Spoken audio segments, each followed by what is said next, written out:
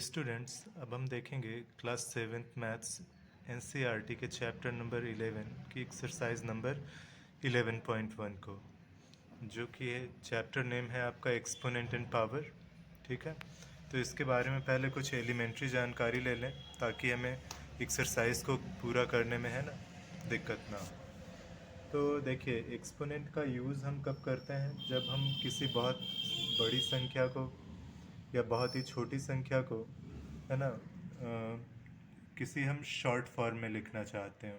ठीक है, जैसे अगर हमने एक नंबर लिखा है ऐसे, है ना, ऐसे इस तरह से लिखा हुआ है, ठीक है ना, 3 raised to the power 4, या फिर इसे पढ़ सकते हैं हम 4th पावर ऑफ 3। ठीक है, तो ये जो नंबर ऊपर की तरफ लिखा है ना, ये क्या कहलाता है? ये कहलाता है एक्सपोनेंट। क्या कहलाता है? एक्सपोनेंट। और ये एक्सपोनेंट जिस नंबर के ऊपर लगा होता है, ठीक है, उससे हम कहते हैं बेस। ठीक है, तो यहाँ बेस जो हो गया या बेस नंबर जो हो गया वो 3 हुआ, और उसके ऊपर जो पावर है वो क्या है? पावर यानी एक्सपोनेंट क्या है उसका? 4। यानी इस नंबर को अगर हम रिप्रेजेंट करना चाहें तो हम जो आपका बेस है वो एक्सपोनेंट जितना उसका एक्सपोनेंट होगा उतनी बार उसे हम मल्टीप्लाई में लिखेंगे।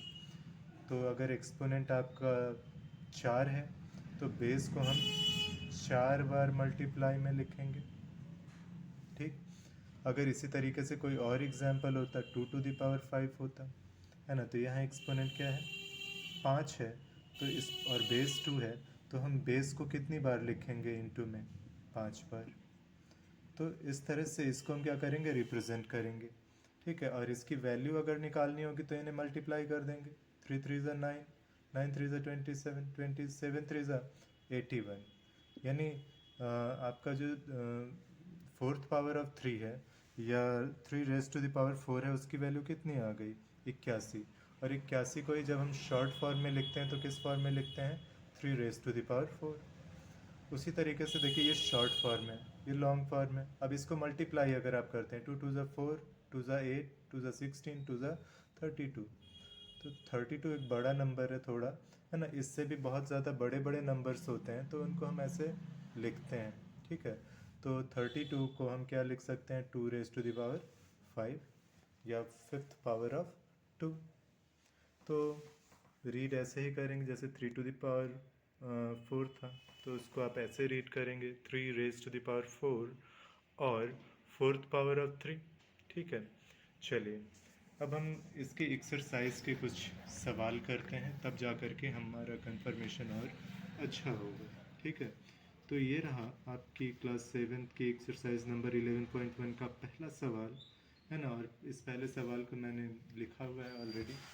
तो यहाँ देखिए सवाल क्या है? फाइंड द वैल्यू ऑफ, यानी वैल्यू फाइंड करनी है। जैसे इसमें हमने 3 raised to the power 4 की वैल्यू को 81 फाइंड किया, उसी तरह से हमें इन वैल्यूज़ को फाइंड करना है, लेकिन पहले एक्सपेंडेड फॉर्म को लिख करके। जैसे ये क्या है? 2 raised to the power 6, that means base को हमें 6 बार रिपीट करना है ना, 6 बार हमें 2 को ऐसे लिखना है।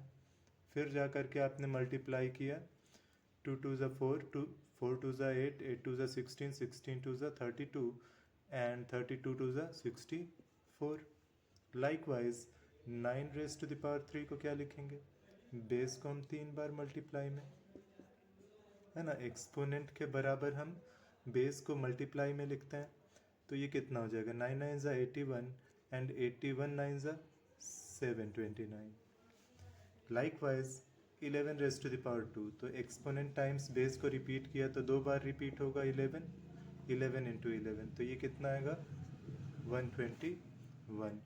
केवल इतना ही है बच्चों सॉल्यूशन, है ना। यहाँ पहले सवाल में आपको क्या फाइंड करना था? वैल्यू फाइंड करनी है केवल, तो इस तरह से ही करेंगे। अभी क्या है? 5 raised to the power 4, that means base आपका 5 है, तो ये 4 बार आपका मल्टीप्लाई में रिपीट होगा, और इसकी वैल्यू कितनी आएगी? 5 5 ज़ा 25, 25 5 ज़ा 125, एंड 125 5 ज़ा कितना होगा? 625।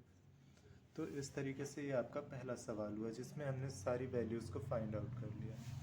अब हम अगर इसके दूसरे सवाल को देखें, ठीक है, बुक में भी आप देख लीजिए।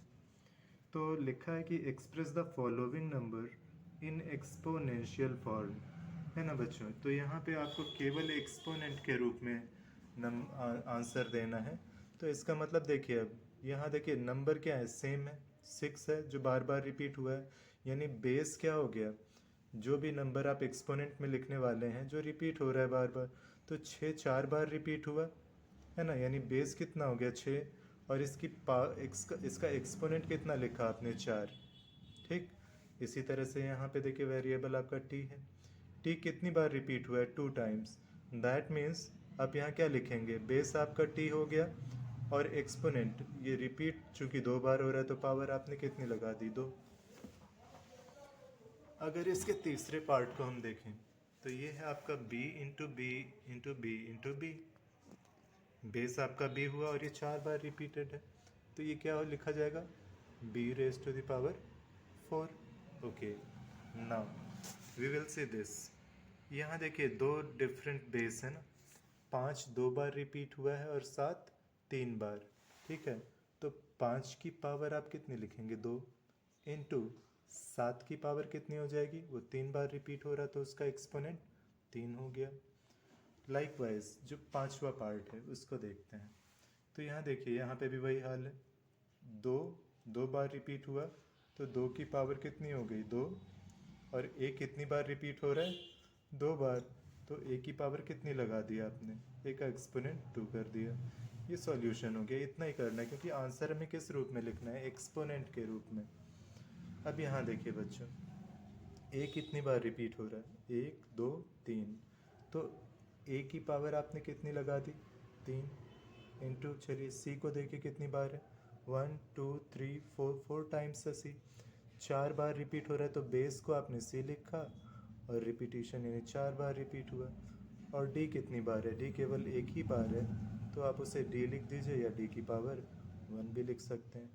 तो इस तरह से ये आपकी एक्सरसाइज नंबर 11.1 का, है ना, पहला और दूसरा सॉल्यूशन था, है ना। यहाँ पे हमने देखिए हर एक चीज़ को अच्छे से समझा, है ना। सॉल्यूशन जिस तरीके से किया गया है उसको देख लीजिए, और अगर आपको देखिए समझने में फिर भी कोई दिक्कत अगर आती है तो आप कमेंट कर दीजिएगा, मैं उसे आपको दोबारा रिपीट कर दूंगा वक्त मिलने पर। Okay, thank you and keep learning.